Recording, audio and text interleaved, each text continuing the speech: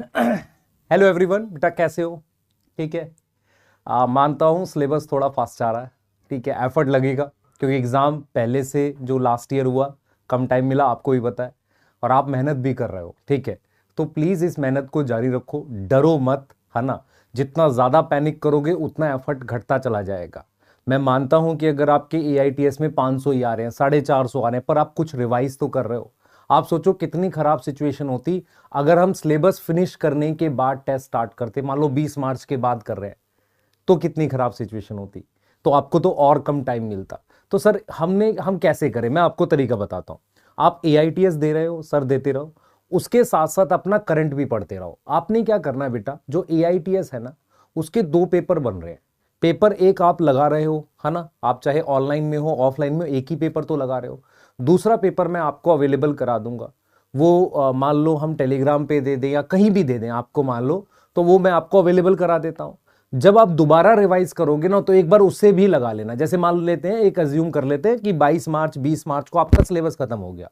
अब दोबारा से आपने पेपर 1 जो दिया था AITS का, उसको रिवाइज किया, एक दिन में किया, 2 दिन में किया, तो फिर से लगा कर देख लो। तो इसीलिए बेटा वो 2 पेपर का कॉन्सेप्ट इसलिए भी रखा था, और एक दूसरा रीजन था कि ऑफलाइन में जगह कम होती है, इसलिए 2 पार्ट में कराना पड़ता है। ठीक है, यहां तक कोई इशू है? किस बात को समझ गए? ठीक है, आगे अब क्या है, हम कैसे मूव कर रहे हैं।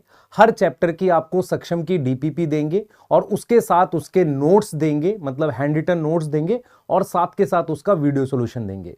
मैंने मॉलिक्यूलर बेसिस ऑफ इनहेरिटेंस का एक सॉल्यूशन डाल दिया है।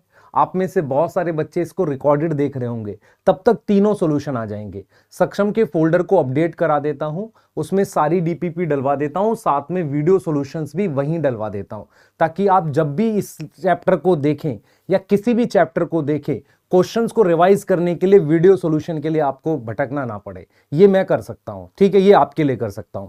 अब आते हैं इस चैप्टर पे। इस चैप्टर से सबसे ज्यादा क्वेश्चन आते हैं, और इसी का भाई है एक बायोमोलिक्यूल, जिससे काफी क्वेश्चन आते हैं। तो मैंने आपको ये चैप्टर, अगर आप देखो अभी तक जितना पढ़ाया है, उसमें से आपके सारे क्वेश्चंस बन जाएंगे। एक कमेंट मैंने बच्चे की देखी थी, देखो मुझे नेगेटिव कमेंट बड़ी मतलब दुख देती है। रीजन क्या है, क्योंकि मैं ये सोचता हूं कि मेरा एक भी बच्चा जो है वो ऐसा ना रह जाए जिसको समझ नहीं आया। ठीक है, क्लियर है? जो मतलब किसी रीजन से समझ नहीं पाया, मुझे इसकी तकलीफ होती है पूरी पूरी, वो आप देख सकते हो कि मतलब मुझे बहुत खराब लगता है। तो उस बच्चे ने कहा कि सर क्वेश्चन नहीं बन पा रहे हैं। बच्चे एक बार दोबारा से रिवाइज कर, है ना, नोट्स रिवाइज कर और चीजों को जोड़ने की कोशिश कर, बनेगा। तूने स्ट्रक्चर ड्रॉ करके नहीं देखे, सबसे पहली परेशानी ये थी, इसलिए तेरे DPP 1 के क्वेश्चन नहीं बने। अगर तूने स्ट्रक्चर्स ड्रॉ किए होंगे तो डेफिनेटली बनेंगे। ठीक है, आज हम क्या पढ़ेंगे? DNA रेप्लिकेशन स्टार्ट किया था, कंप्लीट नहीं किया था, तो आज DNA रेप्लिकेशन पढ़ के थोड़ा सा ट्रांसक्रिप्शन और बताऊंगा। सही है, बड़ा लेक्चर नहीं है, एक पार्ट में बता रहे हैं इसको। अब इधर देखो, मैं आपको कैसे मूव कर रहा हूं, मुझे बताना। सुन लो, ये सारी चीजें आपके पास होनी चाहिए। ये जो टॉपिक है, इसके हम नोट लेक्चर देख रहे हैं। हाँ सर, लेक्चर में आपके देख रहे हैं हम, कोई दिक्कत नहीं है। ठीक है, उसके बाद मैंने NCERT की रीडिंग की 3 वीडियोस हैं, जो मैंने लास्ट ईयर रिकॉर्ड करी थी। 3 वीडियोस NCERT रीड करी है मैंने खुद से, ताकि आपको NCERT की लाइन पढ़ने में दिक्कत ना हो। तो फर्स्ट और सेकंड वीडियो मैंने अपलोड कर दी है। एक बच्चे का कमेंट था कि सर आप आज ही सारा कंटेंट दे। बेटा ये तेरे लिए करी है, मैं थर्ड भी अपलोड कर दूंगा। जब तू NCERT रीड कर रहा तभी देख, और सिर्फ उतने हिस्से की देख जितनी तुझे समझ नहीं आया है। अगर तुझे समझ आ रहा है NCERT तो जबरदस्ती मत देख, व्यूज मत बढ़ा उस वीडियो की। क्लियर है तेरे को? तो NCERT रीडिंग की 3 वीडियो हैं जो मैं अपलोड कर दूंगा, ताकि तुम्हें प्रॉब्लम ना हो। उसके अलावा हमने सक्षम की 3 DPP दी है। सही है, पहले का वीडियो सॉल्यूशन जा चुका है, सेकंड और थर्ड का आज कल में कंफर्म चला जाएगा, तो ये तीनों हो जाएगा। साथ के साथ मैं आपको 2 वर्कशीट दूंगा, है ना। वर्कशीट 1 आज अपलोड कर देंगे और 2 बाद में कर देंगे। तो 1 और 2 आप 2 वर्कशीट बना लो। तो आप देखो जरा, कभी भी एग्जाम के लिए तैयार कर रहे हो मॉलिक्यूलर बेसिस में, तो क्या देखोगे, उसके शॉर्ट नोट रीड कर लो जो मैंने दिए आपको। फिर क्या करोगे, सक्षम की DPP एक बार फिर बना के देख लो। और कम टाइम बचा है, मान लो आपको 3 घंटे में रिवाइज करना पूरा चैप्टर, तो एक बार शॉर्ट नोट्स देख लो और फिर वर्कशीट बना के देख लो, तो ये जल्दी रिवाइज हो जाएगा। ये समझ में आ रहा है? सर NCERT पढ़नी है, अभी पढ़ लो 2-3-4 बार, बाद में अगर आप सिर्फ नोट्स रिवाइज करोगे तो NCERT लगभग कवर हो जाएगी। क्लियर है? कोई घबराहट नहीं, हो जाएगा। तो हम इस चैप्टर को 4 से 5 लेक्चर मैक्सिमम फिनिश कर रहे होंगे, तो आप में से कोई घबराएगा नहीं जैसे जैसे कराता जा रहा हूं, करते चलो, समझ में आ जाएगा तो आसानी से हो जाएगा। अगर समझ में ही नहीं आया तो मतलब बहुत पेन होने वाला है इस चैप्टर में। क्लियर है बेटा? चलें आगे, चलें, ठीक है। डर लग रहा है बेटा? डर मत, आप एग्जाम अपने टाइम पर ही होगा 7 मई। अपने दिमाग में बिठा ले कि 1 मई को पेपर है, तो तुझे लगेगा एक्स्ट्रा टाइम मिल गया। जब 2-1 को नहीं होगा ना, तुझे लगेगा। ये सब सोच का होता है, जितना डरेगा उतना बच्चे तेरे को परेशानी हो। मैं बार बार इस बात को बोल रहा हूँ। और सिलेबस सबका इसी स्टेटस में चल रहा है, कुछ हो पा रहा है, कुछ नहीं हो पा रहा है, पर बच्चे लगे हुए हैं, है ना। और बहुत सारी नेगेटिव थॉट आते हैं मेरे अंदर, तुम्हारे अंदर, कि यार लास्ट ईयर भी इसी वजह से शायद नहीं हुआ था कि हम लास्ट में कर नहीं पाए थे। बच्चे हर बार गलत हो ये जरूरी नहीं है। और पेपर पिछली बार हो सकता है स्टेटमेंट वाइज ज्यादा आए, इस बार बायो तो नॉर्मल भी आ सकती है। नॉर्मल इन द सेंस कि स्टेटमेंट वाइज ज्यादा ना हो, होंगे तो मैच द फॉलोइंग ज्यादा हो सकते हैं, जो मुझे लगता है। ठीक है, तो प्लीज मेहनत करो, कोई घबराने की बात नहीं है। ठीक है, चलें आगे। सही है, हम आपसे बात करते रहते हैं सिर्फ इसलिए ताकि आप घबराए नहीं। ठीक है, चलिए स्टार्ट करते हैं। ठीक है, ठीक है। सबसे पहले मैंने आपको क्या क्या पढ़ाया था, याद करिए। लास्ट लेक्चर में मैंने आपको कहा था डीएनए रेप्लिकेशन के बेसिक्स पढ़ाए थे। मैंने कहा था कि मान लो यहां से लेकर यहां तक टोटल डीएनए है, क्या डीएनए रेप्लिकेशन यहां से स्टार्ट होकर यहां फिनिश होती है? नहीं, डीएनए रेप्लिकेशन यहां से स्टार्ट होकर यहां तक नहीं होती। हमारे पास डीएनए के कुछ सेगमेंट्स होते हैं जहां independent event of DNA replication होता है, मतलब इसमें अलग से रेप्लिकेशन चलता है। उस सेगमेंट को हम कहते हैं रेप्लिकॉन। तो रेप्लिकॉन क्या है? पार्ट ऑफ डीएनए है, पार्ट ऑफ डीएनए है where independent event of DNA replication occur, independent event of DNA replication occur, जहां पर इंडिपेंडेंट इवेंट होगा डीएनए रेप्लिकेशन का, उसको हम क्या बोलेंगे? रेप्लिकॉन बोलेंगे। डन है? इतनी बात समझ में आ रही है? मतलब मैंने क्या बोला, बहुत बड़ा डीएनए है, सारे डीएनए की रेप्लिकेशन यहां से शुरू करके यहां खत्म नहीं होगी, छोटे छोटे हिस्से होते हैं जहां इंडिपेंडेंट इवेंट, मतलब दूसरे हिस्से से उसको मतलब नहीं, वहां डीएनए रेप्लिकेशन होती है, उसे क्या बोलते हैं? रेप्लिकॉन। अब क्या होता है? ओरिजिन। ओरिजिन वो जगह होती है जहां से डीएनए रेप्लिकेशन स्टार्ट होता है। बिना ओरिजिन के डीएनए रेप्लिकेशन नहीं हो सकती। तो डीएनए रेप्लिकेशन स्टार्ट होता है, वहां पर डीएनए खुलता है, ओपन होता है डीएनए। वहां पर ओपन होने का मतलब कौन सा बॉन्ड टूटता है? एच बॉन्ड ब्रेक करता है। सर ये लिखना है क्या? ये रिवाइज कर रहा हूं जस्ट। रेप्लिकेशन फॉर्क क्या होती है बेटा? जब मेरे पास, ध्यान देंगे, जब मेरे पास ये ओपन हो जाता है, जब मेरे पास ये ओरिजिन पर ऐसे खुल जाता है डीएनए, तो इस हाफ हिस्से को, इस हाफ पार्ट को हम क्या बोलते हैं? Replication fork. तो हम ये लिखेंगे in one replicon, in one replicon मेरे पास 2 रेप्लिकेशन फॉर्क होती है। कितनी होती है? 2 रेप्लिकेशन फॉर्क होती है। फॉर्क जैसे आपने देखा ना, वो म्यूजिक बनाने वाली, म्यूजिक वो किसी ग्लास पर ऐसे मारते हैं, टन ऐसे आवाज आती है, वो रेप्लिकेशन, वो एक फॉर्क होती है ना ऐसे वाली। तो वैसे ही ये हिस्सा बनता है, इसको रेप्लिकेशन फॉर्क कहते हैं, यहां चलती है रेप्लिकेशन। इसका मतलब मैं आपको ये बताऊंगा कि डीएनए रेप्लिकेशन डीएनए पॉलीमरेज नाम का एंजाइम करता है, वो इतने हिस्से में अलग काम करता है, फिर दूसरा पॉलीमरेज इधर काम करता है। मतलब क्या हुआ? एक रेप्लिकॉन के सेंटर में ओरिजिन है जहां से वो खुलता है, तो एक रेप्लिकेशन फॉर्क इधर है, एक इधर है। हम किसी एक रेप्लिकेशन फॉर्क में आपको डीएनए रेप्लिकेशन समझाएंगे। डन है?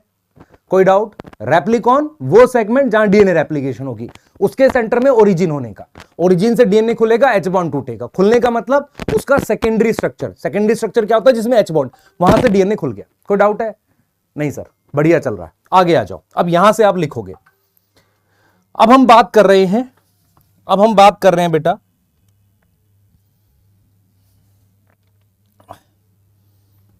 ठीक है, अब हम क्या बात कर रहे हैं सुन लो। अब हम पढ़ रहे हैं डीएनए रेप्लिकेशन के स्टेप्स। ठीक है, सही है। सबसे पहले हम पढ़ेंगे ओपनिंग ऑफ डीएनए। इधर ध्यान देंगे। मान लो हमारे पास ये एक डीएनए, कोई डाउट है? देखो सर ये तो सिंगल स्ट्रैंड, डबल स्ट्रैंड कर देते हैं। अब ये एक रेप्लिकॉन है, मतलब ये क्या है? एक रेप्लिकॉन। इसके सेंटर में यहां ओरिजिन है। प्रोकैरियोट्स में ओरिजिन को ओआरआई लिखते हैं, शॉर्ट में लिखते हैं ओआरआई। सही है। अब हम क्या करेंगे? यहां पर एक एंजाइम आता है, एक एंजाइम आता है, ये रहा, ठीक है, इस एंजाइम का नाम है हेलिकेस। क्या नाम है? हेलिकेस। ये हेलिकेस क्या करेगा? ओरिजिन पे डीएनए को खोल देगा, कहीं ना कहीं एच बॉन्ड तोड़ने में मदद करेगा। मैं आपसे एक सवाल पूछता हूं, देखो एच बॉन्ड अपने आप भी टूट सकता था, एंजाइम मतलब उसकी गति बढ़ा देता है, तो हेलिकेस क्या करता है? वो एच बॉन्ड तोड़ता है। तो सबसे पहले एंजाइम क्या आ गया? हेलिकेस। हेलिकेस क्या करेगा? ब्रेक करेगा क्या? एच बॉन्ड, और क्या होगा? डीएनए क्या हो जाएगा? ओपन हो जाएगा। तो सबसे पहले एंजाइम का नाम क्या रख दिया? हेलिकेस। उस हेलिकेस को कई बार हम अनवाइंडेज भी बोल देते हैं, सही है। तो सबसे पहले हमने डीएनए को खोल लिया, तो डीएनए अपना यहां पर ऐसे खुल गया, इस तरीके से डीएनए खुल गया। सही है सर, बढ़िया लग रहा है ना। हेलिकेस भैया गए यहां से डीएनए को अपना खोल दिया। हेलिकेस क्या है? एंजाइम है, क्योंकि डीएनए हेलिक्स को तोड़ रहे तो इसलिए हेलिकेस रख दिया। सही है, एच बॉन्ड तोड़ा। अब देखो क्या होता है बेटा, ये जो डीएनए खुला हुआ है, ध्यान दे बेटा, ए के सामने टी है, जी के सामने सी है, सी के सामने जी है। भाई ये तो कॉम्प्लीमेंट्री बेस पर है, फिर से बंद हो जाएगा। मतलब क्या हुआ? मतलब क्या हुआ भाई? पॉइंट ये है कि मैंने डीएनए खोल तो दिया ऐसे, जैसे मान लो तुम्हारे घर में वो लगा होता है ना दरवाजे में स्टॉपर, आपने दरवाजा खोला खुद बंद हो गया। अब क्या करोगे? सर कुछ वहां अटका के रख देते हैं नीचे, नीचे उसमें स्टॉपर नीचे लगा होता है, वो जो दरवाजे को गेट को बंद करता है ना, खींचने में ऊपर लगा रहता है, वापसी गेट बंद हो जाता है। ऐसे क्या है कि डीएनए में ये कॉम्प्लीमेंट्री बेस है, ये अपने आप ऐसे बंद हो जाएंगे, अपने आप फिर से हाइड्रोजन बॉन्ड होगा, डीएनए ऐसे बंद हो जाएगा। तो इसको खुला हुआ रखने के लिए मुझे एक स्टॉपर चाहिए। तो यहां पर एक खास तरह की प्रोटीन लगी रहती है जो इस वाले हिस्से पर होंगी, जैसे डीएनए मान लो ऐसे खुला हुआ है तो इस वाले हिस्से पर यहां होंगी ताकि डीएनए बंद ना हो। उन प्रोटीन्स का नाम है एसएसबी। एसएसबी मतलब फुल फॉर्म बताओ सर। तो हमारे पास क्या है? कुछ एंजाइम है या प्रोटीन है SSB. SSB is single strand binding protein. Single strand binding protein, एक ऐसी प्रोटीन जो डीएनए को क्या करेगी? खुला हुआ रखेगी। तो हम लिख सकते हैं, अब आ जाओ एसएसबी। एसएसबी क्या कर रहा है? Keep DNA in open form, DNA को खुला हुआ रखेगी। कोई डाउट है? सोचो। नहीं सर बढ़िया लग रहा है। डीएनए को खोला किसने? हेलिकेस ने। खुला हुआ कौन रखेगा? जैसे मैंने कहा ना, गेट को खोला किसने? हेलिकेस ने। अब उसको खुला हुआ रखने के लिए नीचे जो स्टॉपर लगा हुआ है ना, उसे हमने क्या नाम दे दिया? एसएसबी। बंद नहीं होने देगा, क्योंकि मुझे यहां पर डीएनए रेप्लिकेशन करनी है। अब मैं आपसे एक सवाल पूछता हूं, आपने कभी देखा है ऐसे वाली रस्सी होती है जिसमें दो धागे आपस में ऐसे उलझे हुए होते हैं, जूट वाली रस्सी? अब मैं आपसे एक सवाल पूछूं, ऐसी कोई रस्सी हो जिसको आप बीच में से खोल दो तो दोनों तरफ उलझ जाएगा? मतलब क्या कह रहे हो सर? देख बेटा, मान ले तेरे पास ऐसी कोई रस्सी है, उसको अगर तू बेटा बीच में से ऐसे खोल दे तो वो इधर और इधर ज्यादा उलझ जाएगी। उलझने का मतलब वो टर्न वैसा हो जाएगा ना, समझ में आ रहा है? उलझ जाएगी। उलझ जाएगी मतलब वो ज्यादा मुश्किल होगा अब आगे खोलना। मतलब क्या हुआ? जब मैंने यहां से खोला तो इस वाले हिस्से और इस वाले हिस्से पे वो ज्यादा उलझ गई। अब मुझे एक एंजाइम और चाहिए जो इसको यहां पर इस जगह सुलझाए, इस जगह सुलझाए। मतलब क्या हुआ कि जब मैंने डीएनए ओपन किया, जब डीएनए ओपन किया, when DNA open at origin, तो negative super coiling. Super coiling क्या होता है? उलझना, एक तरीके से उलझना मतलब कंडेंस होना। तो नेगेटिव सुपर कॉइलिंग वर्ड होता है, नेगेटिव सुपर कॉइलिंग बढ़ जाती है, इंक्रीज हो जाती है। उसके लिए मुझे चाहिए एंजाइम टोपो आइसोमरेज। टोपो आइसोमरेज जे क्या करेगा? It decrease negative super coiling. वो क्या कर रहा है? नेगेटिव सुपर कॉइलिंग को डिक्रीज कर रहा है। सोचो, मतलब क्या हुआ कि डीएनए यहां पर और यहां पर उलझ गया, तो मुझे यहां पर एंजाइम चाहिए, एक एंजाइम चाहिए टोपो आइसोमरेज। ये रहा, एक एंजाइम चाहिए टोपो आइसोमरेज। ठीक है, ये क्या करेगा? इधर से सुलझाएगा। तो इसका मतलब ये हुआ डीएनए खोला किसने? हेलिकेस भैया ने। एसएसबी ने खुला हुआ रखा और दोनों तरफ से ज्यादा उलझ गया, तो उसको वापसी ठीक करने का काम। आप देखो कैसे ठीक किया, वो तुम्हारे सिलेबस में नहीं है। नेगेटिव सुपर कॉइलिंग का मतलब होता है कि सेंटर से खोलने से इधर उलझ गया, उसको ठीक करने का काम किसका है? मेरे पास टोपो आइसोमरेज का। टोपो का मतलब होता है टोपोलॉजी, स्ट्रक्चर। आइसोमरेज मतलब भाई उलझे हुए को सुलझा हुआ करना, आइसोमर बनाना एक तरीके से, ठीक है, दैट इज टोपो आइसोमरेज। तो अभी तक हमने ओपनिंग ऑफ डीएनए की बात कर ली है, यहां तक कोई डाउट है? खोला किसने? हेलिकेज ने। खुला हुआ कौन रखेगा? एसएसबी। टोपो आइसोमरेज उसको नेगेटिव सुपर कॉइलिंग, दोनों तरफ से उलझ गया है, उसे ठीक करेगा। यहां तक कोई डाउट है? सोच लो। नहीं सर, ठीक लग रहा है, आगे चलेंगे। सही है, बढ़िया है, आगे चल रहे हैं। अब देखो ये सिचुएशन है, हमारे हेलिकेज जी ने खोल दिया, एसएसबी ने खुला हुआ रखा यहां पर, और टोपो आइसोमरेज इधर और इधर काम करके नेगेटिव सुपर कॉइलिंग डिक्रीज कर रहा है।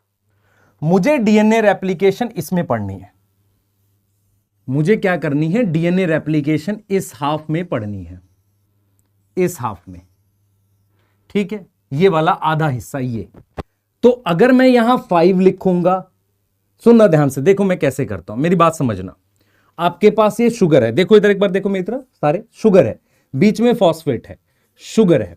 तो शुगर का ये हिस्सा कौन सा है? 5 तो शुगर का ये वाला हिस्सा कौन सा है? 3 बीच में फॉस्फेट है ना। तो मैं क्या कर रहा हूं, ध्यान से समझो, मैं क्या कर रहा हूं, अब आपको डीएनए रेप्लिकेशन एक रेप्लिकेशन फॉर्क में बताएंगे।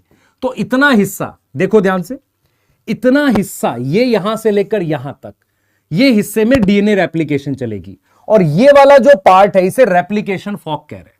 तो ये जो पूरा बना, इसमें हमारे पास डीएनए रेप्लिकेशन पढ़ेंगे।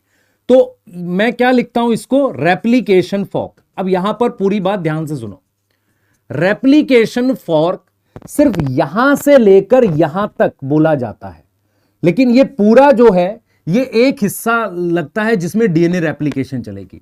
ऐसे ही रेप्लिकेशन फॉर्क ये है, ये पूरा है जिसमें अलग से डीएनए रेप्लिकेशन चलेगी। तो मैं ये मानता हूं कि देखो एक चीज समझना पड़ेगा आपको कि डीएनए सिर्फ इतना खुला है, पूरा एक साथ नहीं खुलता, पहला पॉइंट। दूसरा, मैं डीएनए रेप्लिकेशन इतने हिस्से में पढ़ूंगा, इसको रेप्लिकेशन फॉर्क कहने, बाकी का हिस्सा में भी चलेगी, ठीक है। तो मैंने क्या किया, मैंने इसको इस तरीके से लिख दिया, देखो ऐसे मैंने डीएनए को खुला हुआ लिख दिया। तो जो मैंने आपको बताया कि मैंने यहां 5 है, तो जैसे मान लो ये शुगर था, ये 5 है, ठीक है, यहां पर 3 है, और फिर ये शुगर है, यहां 5 है। तो अगर मैं 5 लिखूंगा तो उसके बगल में इधर 3 होगा।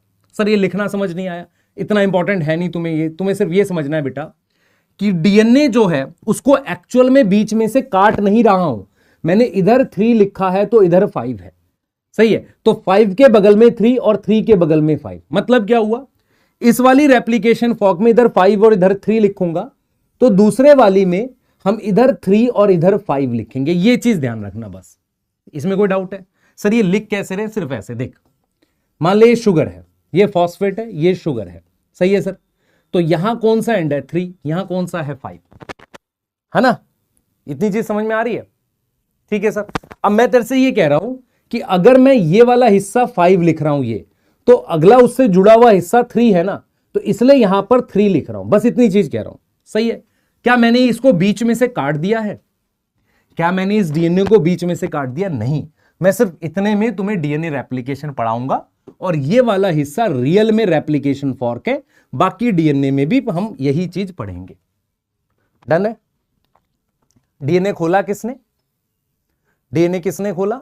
हेलिकेज ने। सिंगल स्ट्रैंड किसने रखा? एसएसबी ने। उसको खुला हुआ मतलब उसकी नेगेटिव सुपर कॉइलिंग कौन डिक्रीज करेगा? टोपो आइसोमरेज। अब हम क्या कर लेंगे, एक हिस्सा लेंगे, एक पार्ट लेंगे, उसमें डीएनए रेप्लिकेशन करेंगे। तो उसमें इधर 5 लिखेंगे तो इधर 3, और उससे जुड़े हुए पार्ट में इधर 3 लिखेंगे तो इधर 5 लिखेंगे। कोई डाउट है? नहीं सर। चलिए आगे चलते हैं।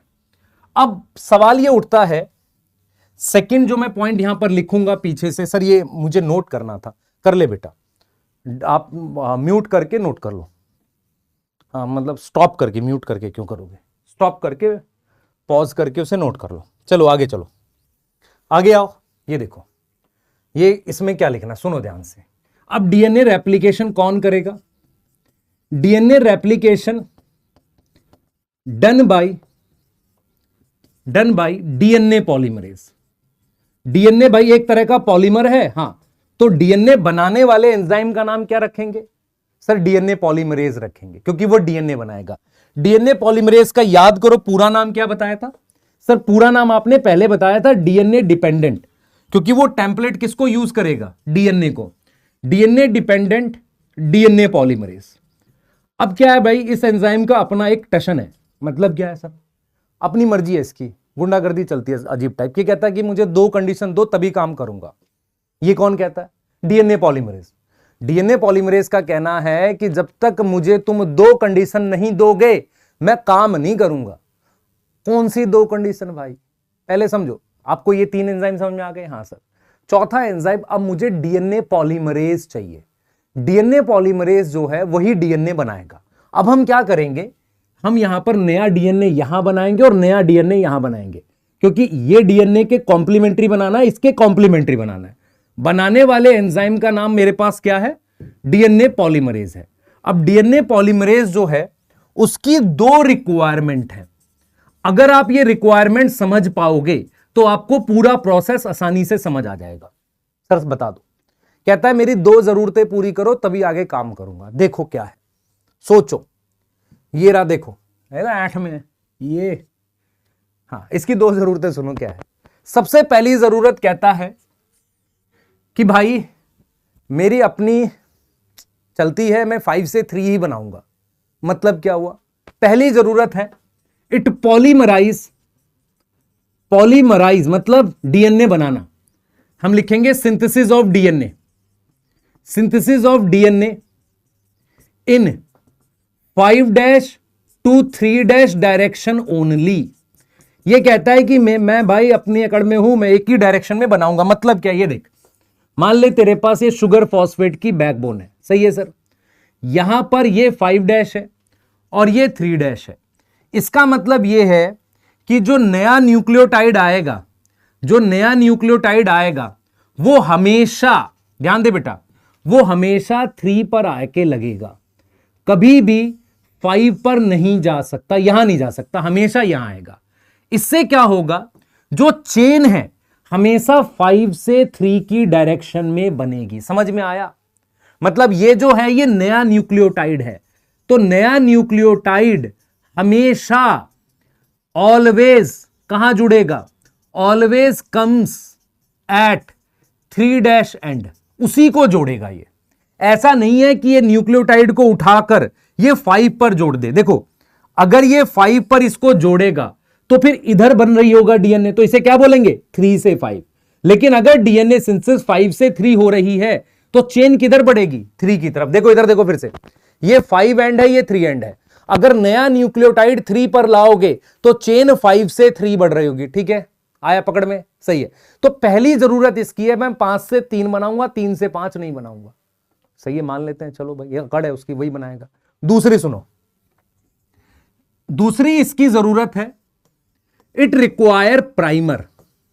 अब ये प्राइमर क्या है, ये कहता है कि पहले आप थोड़ा सा बनाकर दो तब बनाऊंगा, 0 से नहीं बनाऊंगा।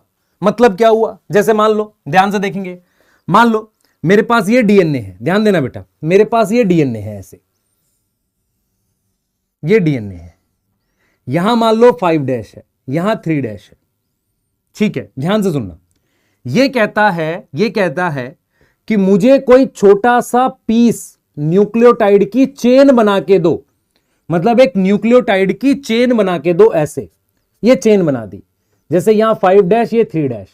जब कोई चेन बन जाएगी तभी नया न्यूक्लियोटाइड 3' एंड पर लाकर जोड़ूंगा। मतलब एक छोटा सा पीस इसे कहते हैं प्राइमर।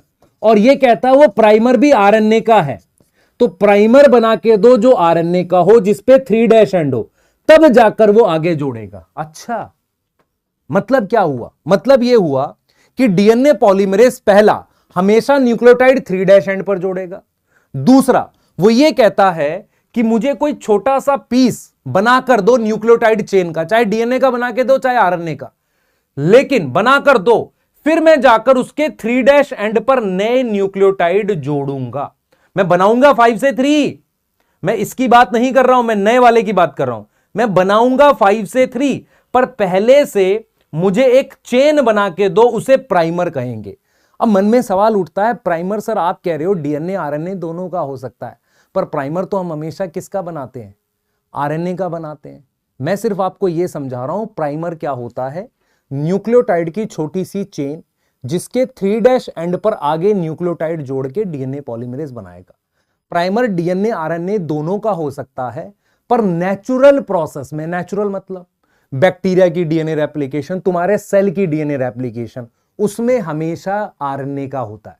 क्योंकि अगर मुझे डीएनए का प्राइमर बनाना है तो वो भी तो डीएनए पॉलीमरेज बनाएगा, और ऐसा कोई डीएनए पॉलीमरेज होता ही नहीं है जो जीरो से start. What is meaning of zero? Zero मतलब पहला न्यूक्लियोटाइड जोड़ सकना, ये पहला न्यूक्लियोटाइड, ये कोई डीएनए पॉलीमरेज जोड़ ही नहीं सकता। तो उसको एक छोटी सी चेन बनी हुई दिखेगी, चेन, छोटी चेन, देखो पॉलीसैकेराइड मतलब बहुत सारे शुगर, ओलिगोसैकेराइड 10 के आसपास शुगर। तो एक छोटी सी चेन किसकी बनाओ? न्यूक्लियोटाइड की। डीएनए की क्यों नहीं बना सकते? क्योंकि उसे भी डीएनए पॉलीमरेज बनाएगा। तो एक छोटी सी चेन बनाओ आरएनए की, उसी को आगे बढ़ाएगा डीएनए पॉलीमरेज। तो डीएनए पॉलीमरेज ने कहा यार मेरी 2 जरूरतें पूरी करो तभी काम करूंगा। पहला, मैं 5 से 3 ही बनाऊंगा, सही है। दूसरा, मुझे छोटा सा कोई पीस आरएनए का बना के दो, उसके आगे बनाऊंगा, सही है यार। पर तुम्हें पता है ना, जब हम किसी की जरूरतें पूरी करेंगे ऐसे, तो फिर कुछ कॉम्प्लेक्सिटी आती है। तो हमें यह देखना है कि डीएनए पॉलीमरेज की इन 2 जरूरतों की वजह से कौन सी कॉम्प्लेक्सिटी आती है। क्लियर है? बताओ, आ रहा है समझ में? सोचो, है ना? ठीक है, तो हमने यहां पर देखना है, क्या नोट कराइए? देखो ये वाली स्लाइड भी नोट करनी है आपने, ठीक है, क्लियर है।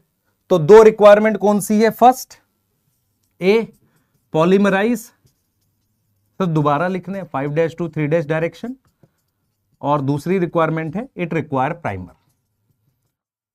भैया को क्या चाहिए? प्राइमर चाहिए, ठीक है, बढ़िया है, दे दो प्राइमर। आगे चलो, मेन एंजाइम है डीएनए पॉलीमरेज, उसकी 2 रिक्वायरमेंट पूरी कर दो, वो आगे बना देगा, उसको कोई टेंशन नहीं है। उसने कहा है कि हम काम करने के लिए रेडी हैं, पर 2 जरूरतें पूरी कर दो। अब आओ कि अगर ये 2 कंडीशन पूरी करते हैं तो क्या होता है। मेरी बात सुनो, देखो मैं ये कह रहा हूं कि नया डीएनए 5 से 3 बनेगा, तो आप ध्यान से देखना, यहां 5 से 3 में बना सकता हूं ऐसे, ठीक है सर, लेकिन क्या मैं 5 के सामने 5 ऐसे बना सकता हूं? नहीं। तो मुझे क्या करना पड़ेगा? इस वाले डीएनए पर मेरे पास रेप्लिकेशन ऐसे होगी 5 से 3, तब यहां 3 खत्म होगा। इसका मतलब अगर मैं 2 कंडीशन पूरी करता हूं तो क्या होगा? पहला अगर ध्यान सुनेंगे, फर्स्ट क्या होगा? Different direction of DNA replication, different direction of DNA replication. अगर तुमसे कोई रीजन पूछे कि वाई डीएनए रेप्लिकेशन की डायरेक्शन इस स्ट्रैंड पर और इस स्ट्रैंड पर, देखो इसे कह रहे हैं टेम्पलेट। टेम्पलेट का क्या मतलब होता है? जिसकी वजह से ये नया वाला बनाएंगे, इसको भी टेम्पलेट कह रहे हैं। तो हम ये कह रहे हैं कि इस वाले पे डायरेक्शन इधर है और इस वाले पे डायरेक्शन इधर है। क्यों? क्योंकि डीएनए पॉलीमरेज ने कहा है कि हमेशा नया न्यूक्लियोटाइड वो कौन से एंड पर ऐड करेगा? 3' पे करेगा। ऐसे यहां 5 लिखोगे तभी तो इधर 3 आएगा, 5 के एंटी पैरेलल तभी तो आएगा। तो अगर आपसे कहे कि मैं ये 2 कंडीशन मानूंगा, तो पहली कंडीशन से फर्स्ट कंडीशन क्या थी? फर्स्ट कंडीशन थी पॉलीमराइज 5' to 3'। इसकी वजह से क्या होगा बताओ? इसकी वजह से different direction of DNA replication आएगा। कोई डाउट है? बता दो जल्दी से। Different direction of DNA replication आएगा। दूसरी कंडीशन देखो, सेकंड कंडीशन क्या है? ध्यान से सुनते रहो। पहली कंडीशन ये हो गई, दूसरी कंडीशन सुनो। फर्स्ट कंडीशन है पॉलीमराइज इन 5' to 3' डायरेक्शन।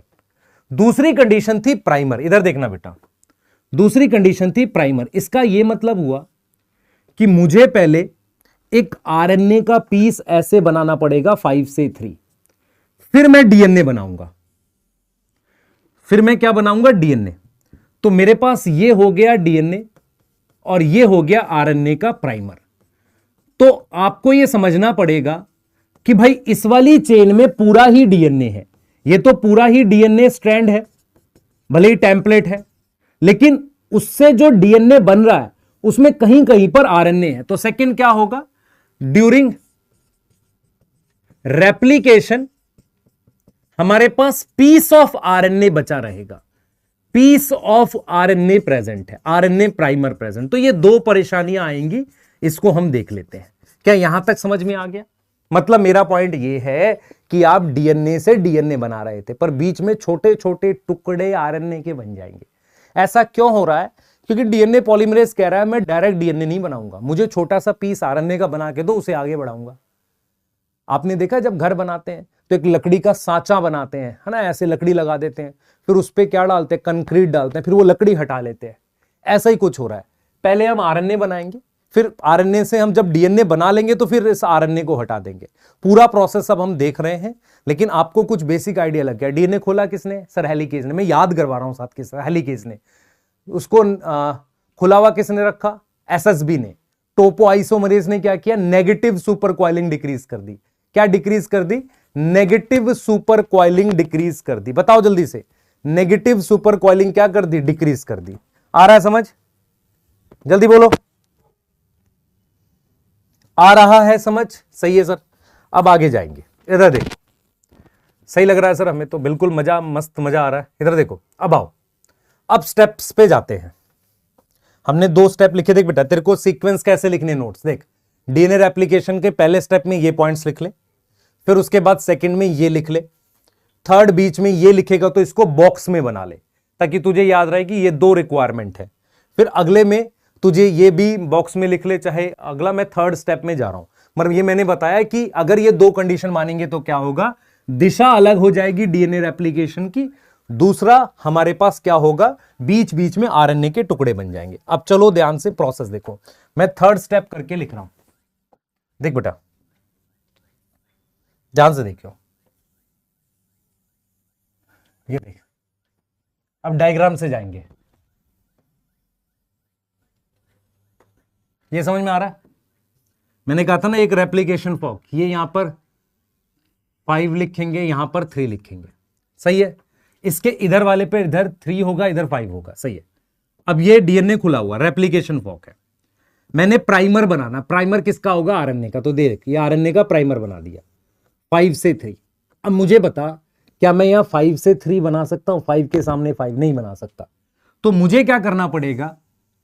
इस वाले स्ट्रैंड पर जहां तक डीएनए खुला है, डीएनए सारा एक साथ यहां तक एक साथ नहीं खुलता, सिर्फ इतना खुलता है।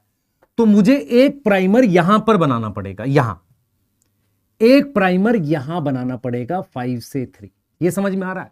मैं यहां क्यों नहीं बना सकता? क्योंकि 5 के नीचे 5 नहीं। तो ये मैंने किसका क्या बनाया है? ये बनाया है आरएनए प्राइमर। आरएनए प्राइमर, कोई डाउट है? तो हम यहां पर लिखेंगे एंजाइम का नाम, तो हम लिखेंगे प्राइमेज। प्राइमेज क्या है? एक तरह का आरएनए पॉलीमरेज है, क्योंकि आरएनए बना रहे हैं ना। क्या करेगा? Synthesize a small primer. Primer क्या है? स्मॉल पीस ऑफ आरएनए है। अब क्या होगा? अब 4th स्टेप में क्या होगा बेटा? डीएनए पॉलीमरेज क्या करेगा? एक्सटेंड करेगा। एक्सटेंड मतलब बढ़ाना। 3' एंड ऑफ किसका? 3' end of primer, RNA primer के 3' एंड पर। मुझे बताओ, चाहे आरएनए हो चाहे डीएनए हो, 3' पर तो OH दोनों के होता है ना, ठीक है। तो जरा ये देखो, अब क्या हुआ? ये काम हो गया। ये हमने सिर्फ इतना ही खोला हुआ था, हां सर, थोड़ा ही खोला हुआ था। तो यहां पर 5' यहां पर 3', ठीक है, सही है सर। तो मैंने ये प्राइमर बनाया, यहां पर ये रहा, और यहां प्राइमर बनाया था। तो प्राइमर पे लिख देते हैं ये 5, ये 3, ये 5 और ये 3। अब ये देख बेटा, ये 3' एंड है प्राइमर का, यहां 3' एंड है। तो हमें क्या करना है? यहां पर डीएनए बनाना, इसको 3' एंड को आगे बढ़ाकर ऐसे, और यहां खत्म करना है 3'। यहां पर डीएनए इधर बनाना है और यहां खत्म करना है 3'। समझ में आया कि नहीं? सोच। तो मेरे पास ये क्या हो गया? देख ध्यान से, this is template, this is template, this is RNA primer, उसका कौन सा एंड था, 3' उसी को आगे बढ़ाया। और ये क्या है, ये नया डीएनए स्ट्रैंड है। अब नया डीएनए स्ट्रैंड बनाने के लिए क्या करेंगे, ए के सामने टी ही तो जोड़ोगे। तो इसका आधार क्या है, on the basis of complementary base pairing. A के सामने टी जोड़ना है, जी के सामने सी जोड़ना है, कॉम्प्लीमेंट्री बेस पेयरिंग। यहां तक समझ में आ गया, यहां तक क्लियर है, जल्दी बता बेटा, यहां तक क्लियर है। तो हमने क्या किया है, ए के सामने टी जोड़ा है, जी के सामने सी जोड़ा है, ऐसे करते करते न्यूक्लियोटाइड जोड़ते जोड़ते आगे बढ़ा देंगे। क्लियर है। तो मैंने यहां पे डीएनए बना दिया ये नया, और यहां डीएनए बना दिया, इसमें इधर बनाया है डायरेक्शन, और इस वाले में इधर डायरेक्शन है। क्लियर है। अब ये रेप्लिकेशन फॉर्क थी। आगे चलो, यहां तक ड्रॉ कर लो फटाफट से, ये ड्रॉ कर लो बेटा एक बार, हाँ ये ड्रॉ कर लो।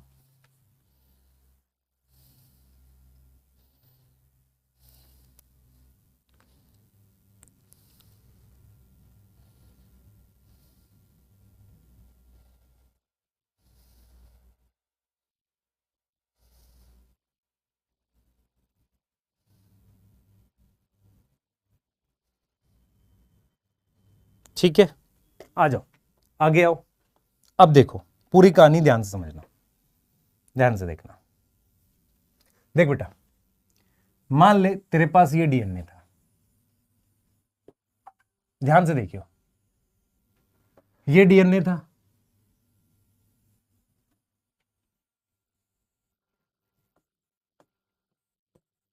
ठीक है।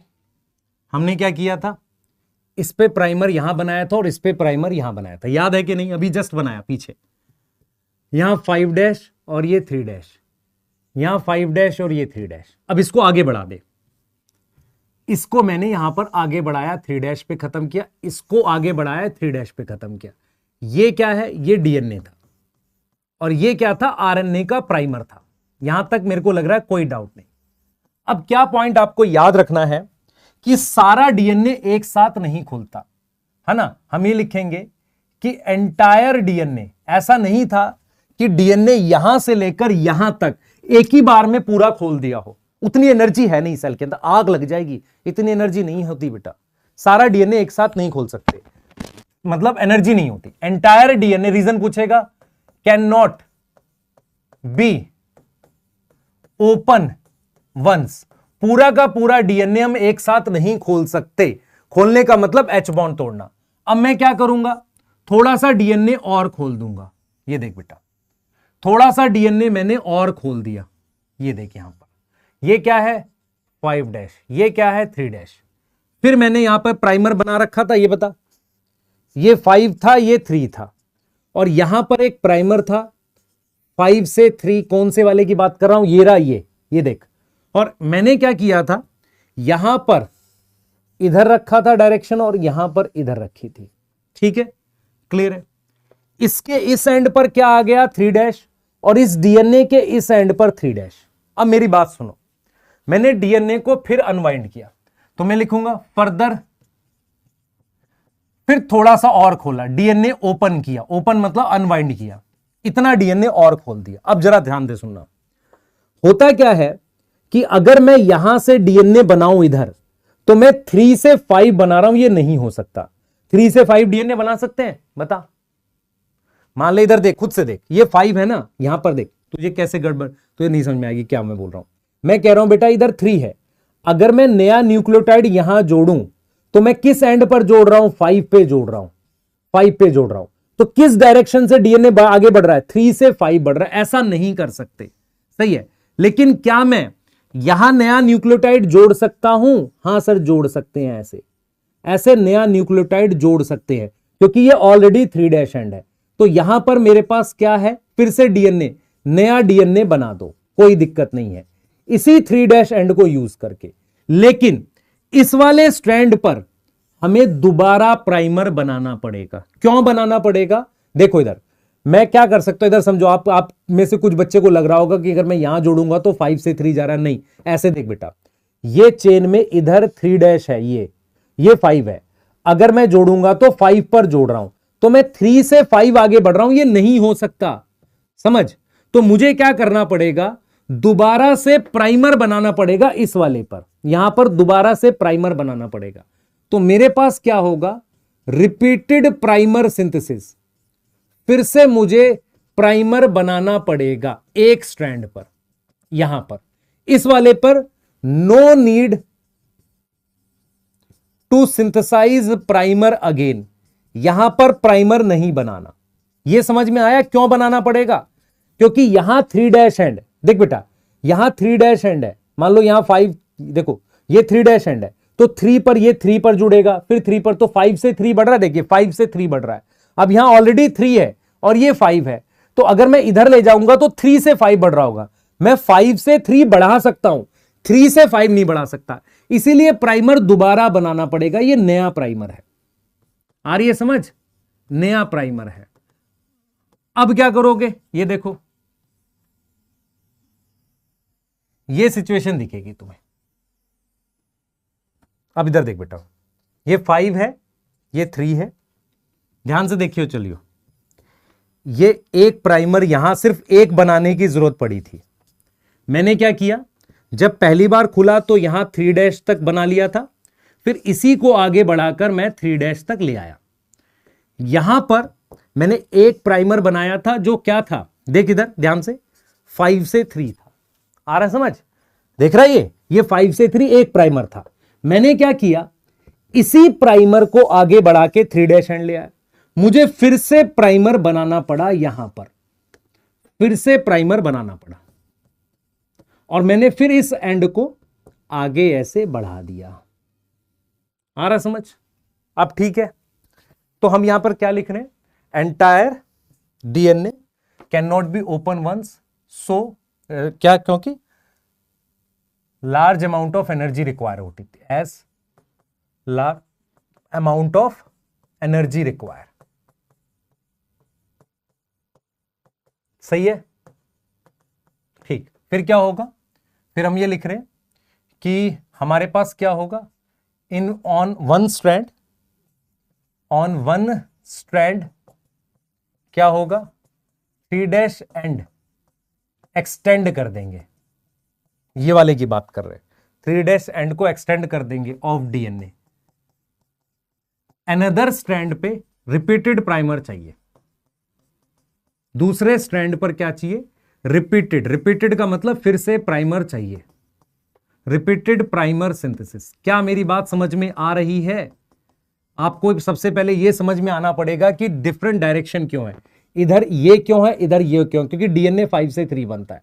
मैंने यहां एक बार प्राइमर बना दिया, इस पूरे पर फिर से प्राइमर नहीं बनाना पड़ेगा। डीएनए इतना खोलेंगे, फिर इतना खोलेंगे, फिर इतना खोलेंगे।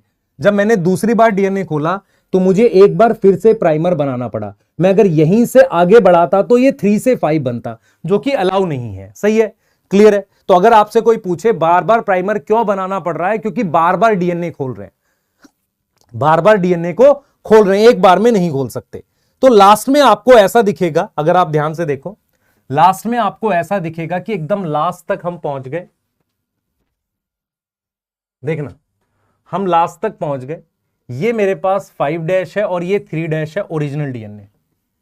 इस वाले पर मैंने एक ही प्राइमर बनाया था, और वो प्राइमर कैसे बनाया था, यहां 5 था और ये प्राइमर के आरएनए का 3' एंड था। उसके बाद मैंने इस तरीके से न्यूक्लियोटाइड जोड़ता हुआ आगे चला गया। ये न्यूक्लियोटाइड है, मतलब शुगर फॉस्फेट की बैकबोन है। ऐसे में जोड़ता हुआ आगे चला गया, मुझे इस वाले स्ट्रैंड पर कोई भी प्राइमर बनाने की जरूरत नहीं पड़ी फिर से, और ये 3' है।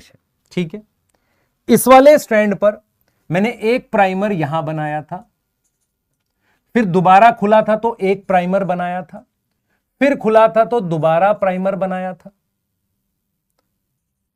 आपको समझ में आ रहा है? देखो प्राइमर बना देते हैं। देखो, एक बार खुला था तो मैंने प्राइमर बनाया था यहां, दोबारा खुला फिर से प्राइमर बनाया, फिर खुला फिर से प्राइमर बनाया, और यहां पर एक और प्राइमर था। ठीक है, प्राइमर के जो एंड थे ये 5 3 थे, 5 3 थे, 5 3 थे, और ये वाला एंड क्या है, 5 और 3 था। कोई डाउट है इसमें? अब मैंने क्या किया था, इस वाले को पहले बढ़ाया था जो खत्म हुआ था 3' पर, फिर इस वाले को बढ़ाया था 3', फिर इसको बढ़ाया था इस डायरेक्शन में 3 और फिर इसको बढ़ाया था इस डायरेक्शन में 3। क्लियर है? ठीक है, अब मेरी बात सुनो। इस वाले स्ट्रैंड को लीडिंग स्ट्रैंड कहते हैं। क्या बोलते हैं? Leading strand. तो लीडिंग स्ट्रैंड पर डीएनए सिंथेसिस कॉन्टिन्यूअस है। डीएनए सिंथेसिस क्या है? कॉन्टिन्यूअस है। कॉन्टिन्यूअस मतलब भाई यहां से आगे बढ़ाते जा रहे हैं, सिर्फ कैसी है? कॉन्टिन्यूअस है, लगातार बन रही है। ठीक है, अगर लगातार बन रही है तो फास्ट होगी, इसलिए इसको लीडिंग कह रहे हैं। तो इस वाले का नाम क्या रख दें? इस वाले का नाम लैगिंग। लैगिंग मतलब पीछे, क्योंकि इसमें डिसकॉन्टिन्यूअस है। डिसकॉन्टिन्यूअस मतलब सुनो, देखो यहां के 3 एंड पर मैंने यहां डीएनए बनाया, अब रुक गया मैं, फिर दोबारा प्राइमर बना के फिर डीएनए बनाया। देख बेटा, फिर से प्राइमर बनाकर फिर मैंने ये डीएनए बनाया, फिर प्राइमर बना के फिर डीएनए ये बनाया, फिर प्राइमर बना के फिर डीएनए बनाया। तो इसको हमने क्या बोला? लैगिंग स्ट्रैंड, जिसपे मेरे पास क्या है? डिसकॉन्टिन्यूअस डीएनए सिंथेसिस है। इतनी बात समझ में आ रही है? इतनी बात समझ में आ रही है कि नहीं बताओ? तो लीडिंग स्ट्रैंड ये है और लैगिंग स्ट्रैंड ये है। अब मेरी बात सुनना ध्यान से। अब आते हैं डायरेक्शंस पे। यहां से क्वेश्चन आया था नीट 2018 में। अब सुनना ध्यान से, इधर देखो, पीछे आओ। रेप्लिकेशन फॉर्क इसे कहते हैं, फिर रेप्लिकेशन फॉर्क ही है। आप मेरी बात सुनो, पहले इतना हिस्सा रेप्लिकेशन फॉर्क है। रेप्लिकेशन फॉर्क अब ये वाली हो गई यहां पर इतनी हिस्से की, फिर आगे और बार बढ़ रही है। मेरा पॉइंट ये है कि अगर मैं रेप्लिकेशन फॉर्क यहां रखूं, इधर रखूं, ठीक है, और ये वाला स्ट्रैंड लैगिंग है और ये लीडिंग है, इधर मेरी तरफ देखना, इस वाले पॉइंट पर ओरिजिन था, ये सेंटर है ना, ये ओरिजिन है। अब मैं डायरेक्शन क्या बता रहा हूं, मैं ये कह रहा हूं, इधर फिर से आएंगे। देखो इस वाले पॉइंट पर यहां सेंटर में ओरिजिन था। हां सर, सेंटर पे यहां ओरिजिन था, इसलिए रेप्लिकॉन बताना जरूरी है। और इस तरफ रेप्लिकेशन फॉर्क है। इतने देखो, अभी ये वाला हिस्सा रेप्लिकेशन फॉर्क है, पहले ये वाला था, तो रेप्लिकेशन फॉर्क इधर है। आप समझो, तो आपको एक चीज समझ में आएगी कि अगर मैं इधर रेप्लिकेशन फॉर्क लिख दूं तो डायरेक्शन का क्या मतलब है। ध्यान से समझना, डायरेक्शन का मतलब यह है कि इस वाले स्ट्रैंड पर DNA synthesis towards replication fork है और अवे फ्रॉम ओरिजिन है। डायरेक्शन समझो। On leading strand sir, replication fork का मतलब देख बेटा, फॉर्क ये होता है ये, लेकिन जब डीएनए और खुल जाएगा ना तो इतने हिस्से में डीएनए बन रहा होगा, तो इतने को रेप्लिकेशन फॉर्क कहेंगे। सही है कि नहीं? ठीक है, तो लीडिंग स्ट्रैंड मतलब ये। तो लीडिंग स्ट्रैंड पे क्या होगी? अवे फ्रॉम ओरिजिन, मतलब डायरेक्शन ये है ना, away from origin towards replication fork, towards replication fork. क्या आया समझ? जल्दी देखो, जल्दी देखो। और लैगिंग स्ट्रैंड पे देखो,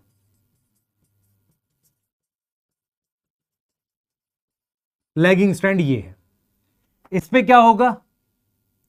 इस पे क्या होगा? लैगिंग स्ट्रैंड ये है बेटा, ये वाला। इस पे क्या होगा? Towards origin, towards origin away from, इधर है ना डायरेक्शन, देख इधर डायरेक्शन है डीएनए रेप्लिकेशन की, ओरिजिन यहां होगा ना। अगर आपको याद हो तो पूरे रेप्लिकॉन के सेंटर में ओरिजिन था, तो ये सेंटर ही तो था रेप्लिकॉन का, तो हम क्या लिखेंगे? Away from replication fork. क्या इतनी चीज समझ में आ गई? देख लो, तो आपको समझ में आ रहा है कि लैगिंग स्ट्रैंड को लैगिंग क्यों बोलते हैं, क्योंकि उसमें डीएनए रेप्लिकेशन डिसकंटीन्यूअस है, क्योंकि बार बार प्राइमर बनाना पड़ रहा है।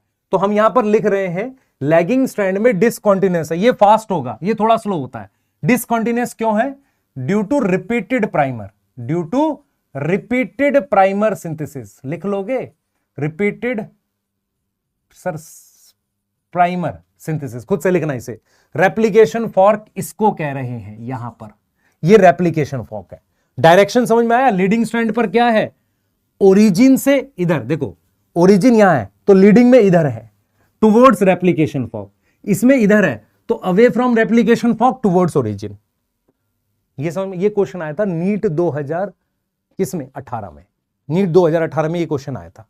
ठीक है, अब ये आ गया आपको समझ, ये समझ में आ गया बार बार प्राइमर क्यों बनाना पड़ रहा है, ये समझ में आ गया, लीडिंग लैगिंग क्लियर है।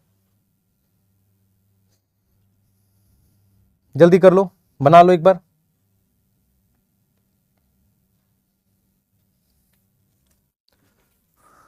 ठीक है, आगे आ जाओ।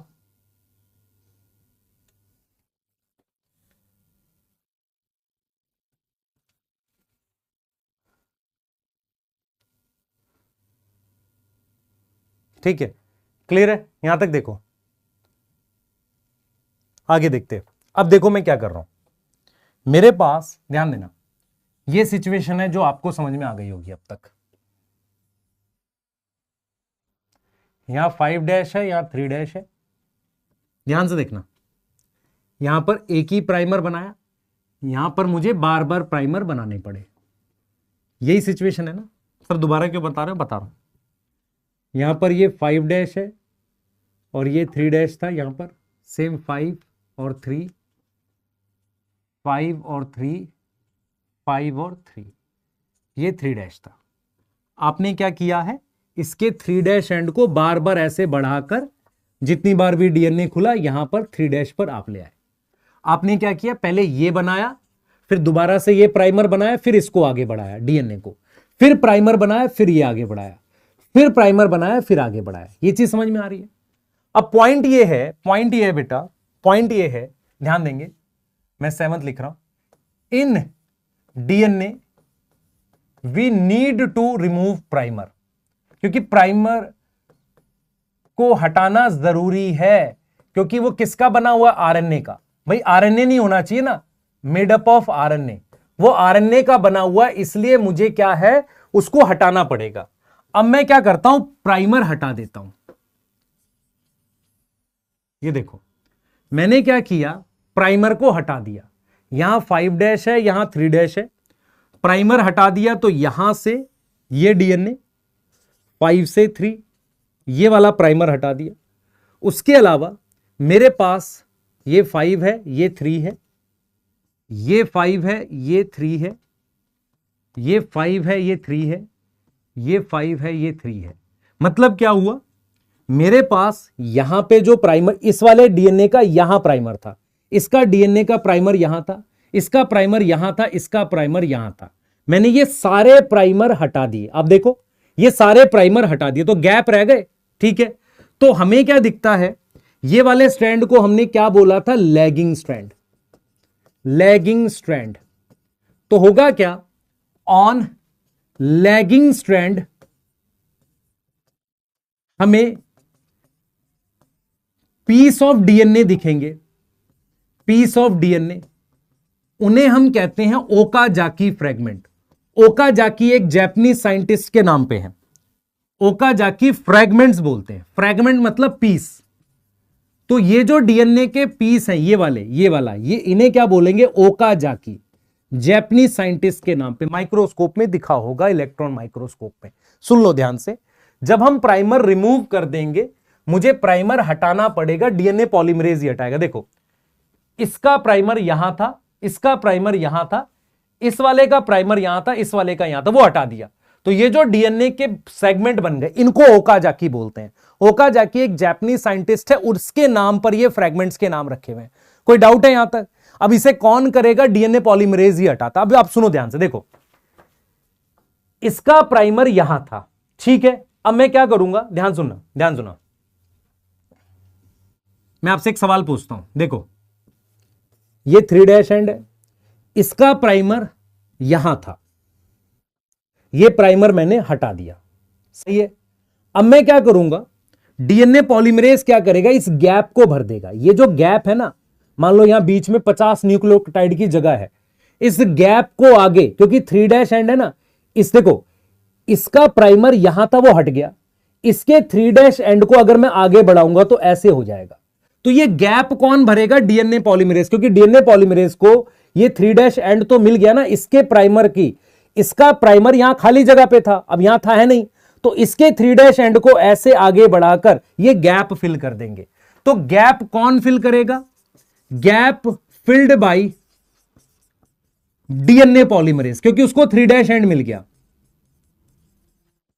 और जब हम गैप फिल कर देंगे, देखो गैप कैसे फिल कर रहे हैं, देखो ये न्यूक्लियोटाइड लगाकर ऐसे गैप फिल कर रहे हैं, है ना। अब क्या है जरा समझना, ये न्यूक्लियोटाइड लगाकर ऐसे गैप फिल कर रहे हैं और पहले से मेरे पास ये चेन है 5 और 3 की, तो ये चेन में भी तो न्यूक्लियोटाइड है भाई। ये चेन जो है, ये देखो यहां से समझना, ये मैंने एक पहले से ये वाली चेन है मेरे पास, ये 5 से 3 थी। मैंने इसके, देखना इधर मैं क्या कर रहा हूं, देख बेटा, ये वाला जो 5 से 3 है वो ये बना रखा है। इसके 3' एंड को मैंने न्यूक्लियोटाइड जोड़ के ऐसे आगे बढ़ा दिया, जहां प्राइमर था वहां फिल कर दिया। अब ये वाला जो है ये 3' है, ये यहां पे ये रहा 3, ये 5 है। तो 5 और 3 के बीच में यहां पर एक बॉन्ड बनाना पड़ेगा, फॉस्फोडाइस्टर। वो कौन करेगा? लाइगेज। तो gap filled by DNA polymerase and gap sealed by, sealed का मतलब होता है फॉस्फोडाइस्टर बॉन्ड बनाना, बाय लाइगेज। समझ में आया?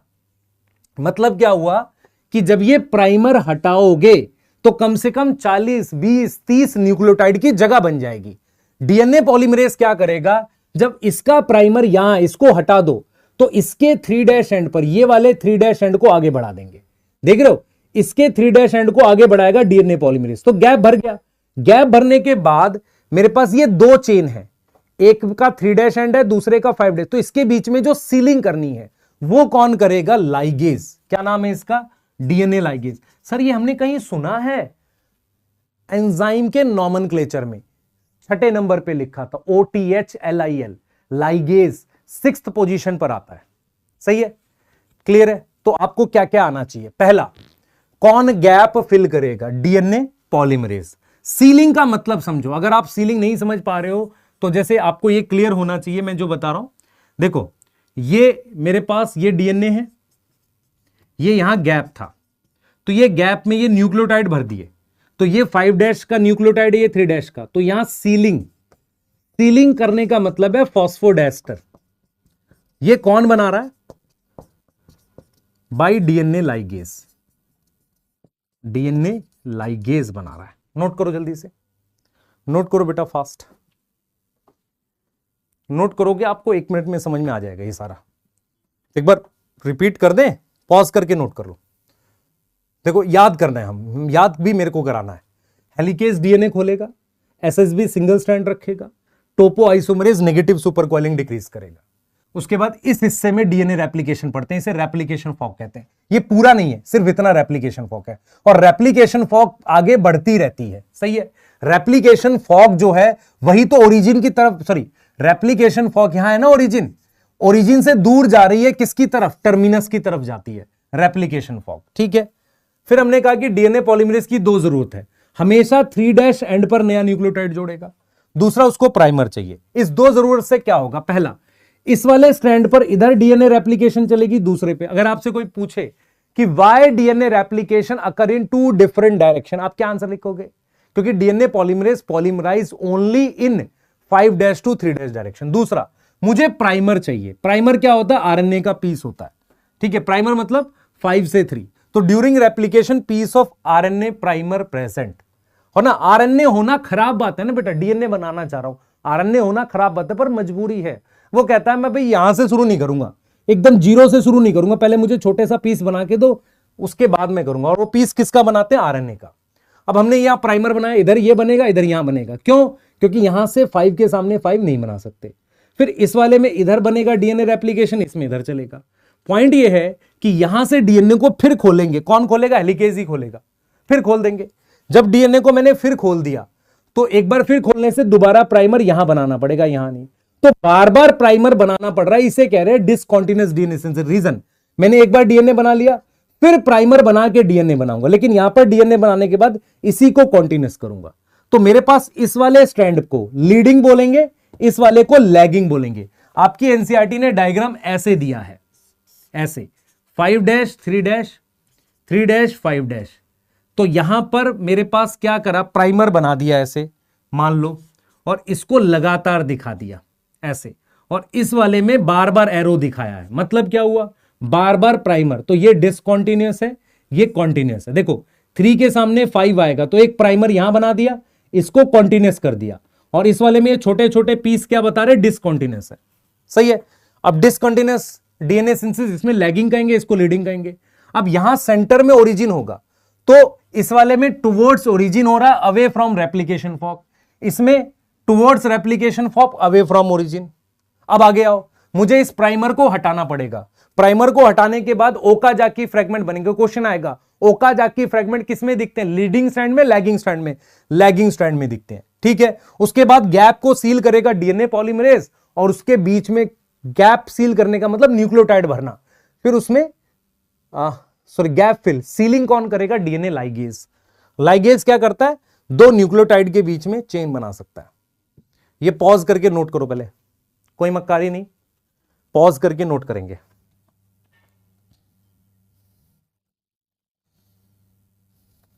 कर पा रहे हो? हाँ, आगे आ जाओ। अब आ जाओ, हेलिकेज क्या करेगा, हेलिकेज अनवाइंड डीएनए और ब्रेक कौन सा बॉन्ड, एच बॉन्ड। सही है। SSB keep DNA single strand. ठीक है। टोपोआइसोमरेज क्या करेगा, डिक्रीज नेगेटिव सुपर क्वाइलिंग।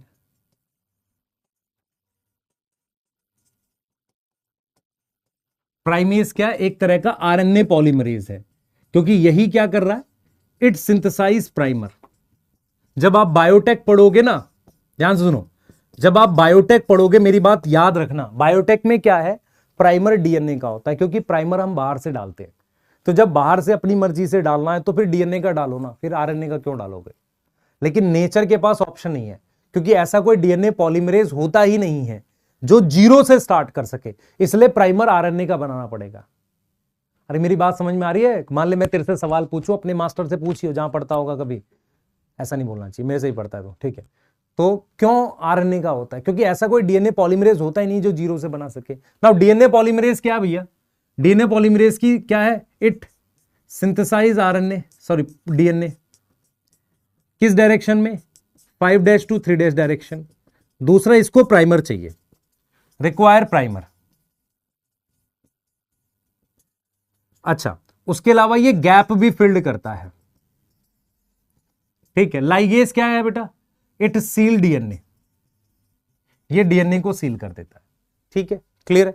तो ये अगर आप करोगे तो आपके लिए अच्छा रहेगा। ठीक है। मैं कुछ चीजें और बता रहा हूं जो आपको पता होनी चाहिए, जैसे ये सारे सील डीएनए का मतलब फॉर्म कौन सा बॉन्ड, फॉस्फोडेस्टर बॉन्ड, 2 चेन के बीच में, 2 चेन बन जाती है ना उनके बीच में। ठीक है, क्लियर है। हमने रूल भी लिख दिया, याद होना चाहिए आपको। ये लेक्चर ऐसा है कि जिसमें याद हो जाए। अब आते हैं फीचर ऑफ डीएनए रेप्लिकेशन। मेरी बात बहुत ध्यान से सुनना। Speed, it occur with very high speed, very high speed. NCERT का डाटा है, अब उसमें कैलकुलेशन कैसे करी है वो आप देखेंगे। ई कोलाई में 4.6 इंटू 10⁶ बेस पेयर है, और वो 18 मिनट में डीएनए रेप्लिकेशन हो जाता है। उसके लिए एनसीईआरटी ने लिखा है कुछ 2000 बेस पेयर पर सेकंड की स्पीड से जाता है। ठीक है, 2000 बेस पेयर पर सेकंड की स्पीड से ये करता है। एक्यूरेसी का मतलब क्या है, गलती नहीं होती। DNA replication is highly accurate. DNA replication कौन करता है, बाय डीएनए पॉलीमरेज, और वो क्या करता है, very less chance of mistake.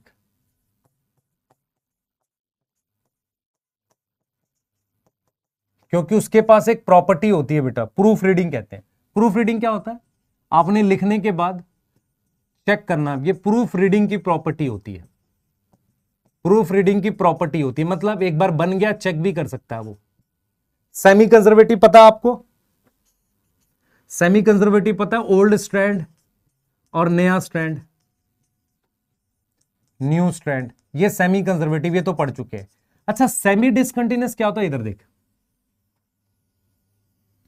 इधर देख बेटा, सेमी डिसकंटिन्यूअस, इस वाले पर डिसकंटिन्यूअस है, याद आ रहा है? इस वाले पर क्या है? कंटिन्यूअस है मान लो, तो इसलिए सेमी डिसकंटिन्यूअस बोलेंगे। Discontinuous, continuous.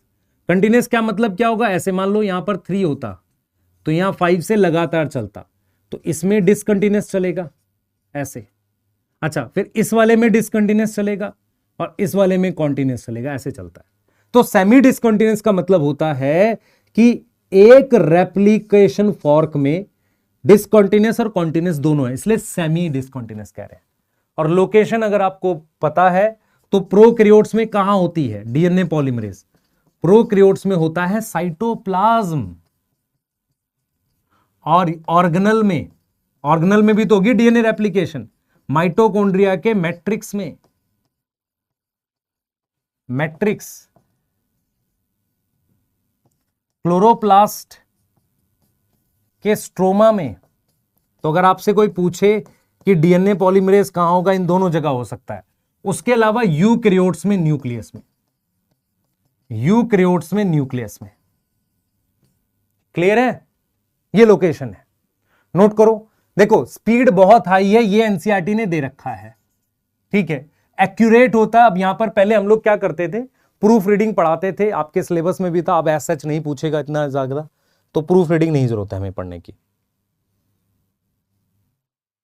क्लियर है? प्रूफ रीडिंग पढ़ने की आवश्यकता नहीं है हमें। डन है? आगे जाओ। ये देखो, अब देखो प्रोकैरियोट डीएनए रेप्लिकेशन यहां होती है, ध्यान से देख बेटा, ये डीएनए है, तो यहीं पर डीएनए रेप्लिकेशन चलती है साइटोप्लाज्म में। आपको समझ में आ रहा है? यहीं पर चल रही है, ठीक है। और यूकैरियोट्स में कहां हो रही है? न्यूक्लियस में हो रही है। डीएनए रेप्लिकेशन कहां हो रही है? न्यूक्लियस में। उसके अलावा ऑर्गेनल्स में भी होती है। तो सबसे पहले हम बात करते हैं प्रोकैरियोट्स में लोकेशन।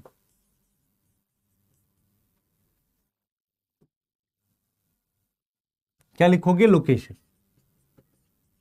तो इसमें साइटोप्लाज्म, इसमें लोकेशन न्यूक्लियस, ठीक है। इसका जो पूरा डीएनए होता है एक ही रेप्लिकॉन होता है, तो इसका जो एंटायर डीएनए है, पूरा का पूरा डीएनए सिंगल रेप्लिकॉन होता है, इसलिए इसमें सिंगल ओरिजिन होता है।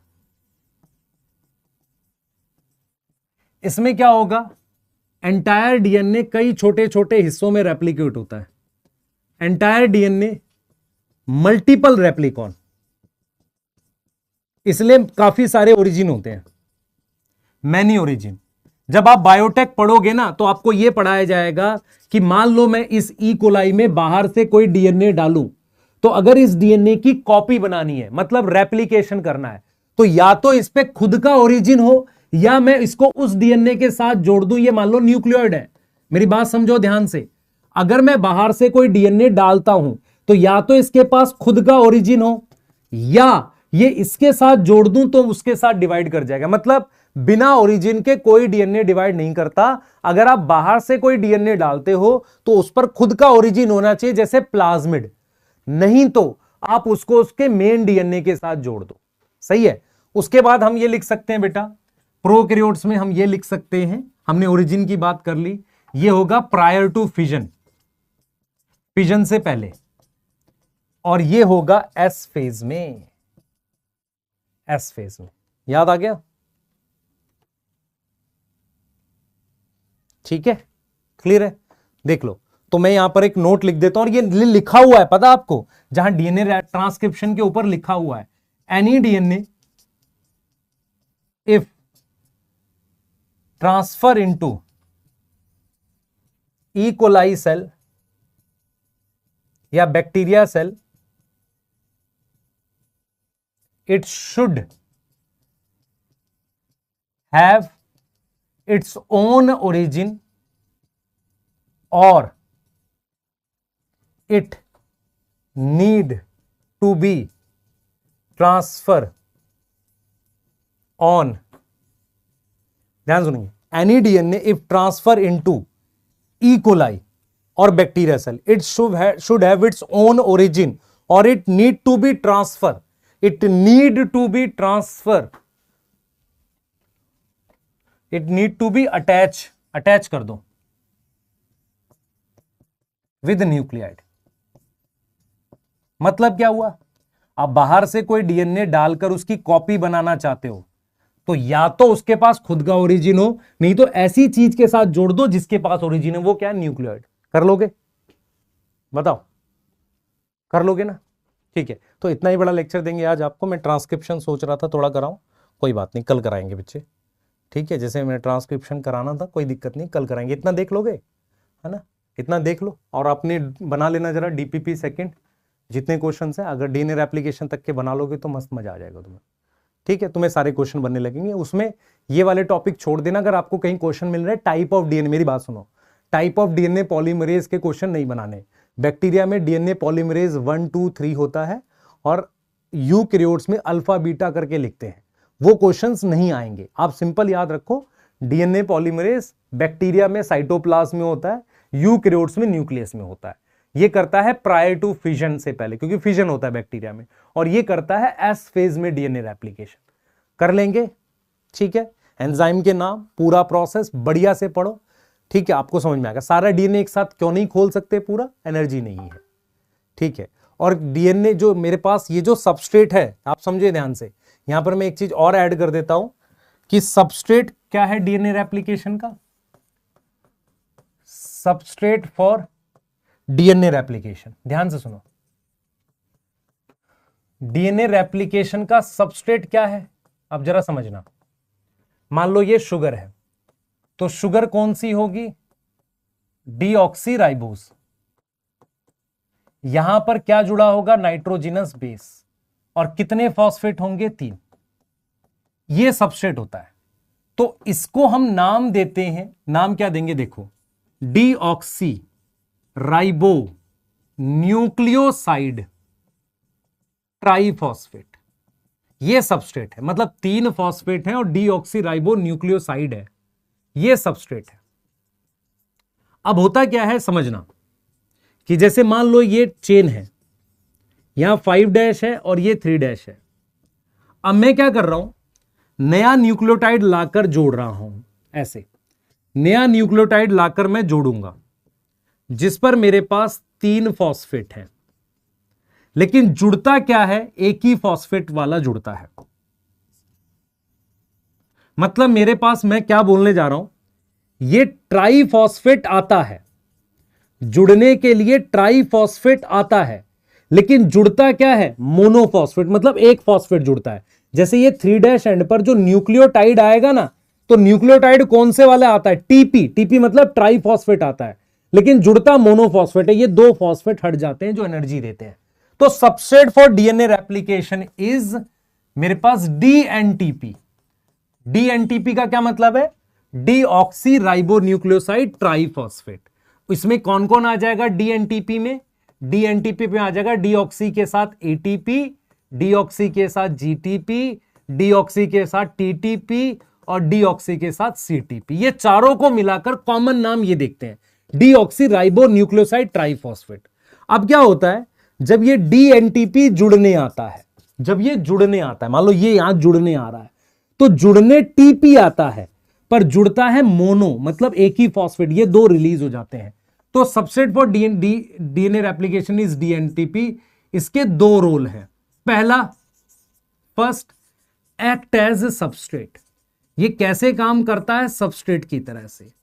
दूसरा रोल है कि जो ये 2 फॉस्फेट अलग होते हैं, ये एनर्जी देते हैं, provide energy for DNA replication. तो इसका मतलब डीएनए रेप्लिकेशन एक एनर्जी कंज्यूमिंग प्रोसेस है। समझ में आया कि नहीं?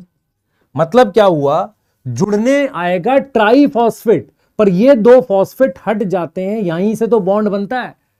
तो इसका मतलब जो 2 फॉस्फेट हटे वो एक तरीके से 2 एटीपी के बराबर एनर्जी देंगे। Provide energy for DNA replication as dNTP come to bind but actually monophosphate attach, एक ही अटैच होता है, एक ही फॉस्फेट होता है। क्या ये वाली बात समझ में आई है कि नहीं बताओ? ये लाइन है एनसीईआरटी में कि इसका डुअल रोल है, पहला वो सबस्ट्रेट की तरह काम करता है, दूसरा जुड़ने आता है, टीपी जुड़ता है एमपी है, मतलब एक ही फॉस्फेट बीच में आता है। ये आएगा 3 फॉस्फेट लेके, लेकिन ये 2 हट जाते हैं, एक ही जुड़ता है। और ये जुड़वा कौन रहा है? DNA polymerase. और वो किस आधार पर जुड़वाता है? ए के सामने टी जोड़ेगा, कॉम्प्लीमेंट्री बेस पे। कर लो इतना, ठीक है, कल मिलते हैं, बाय।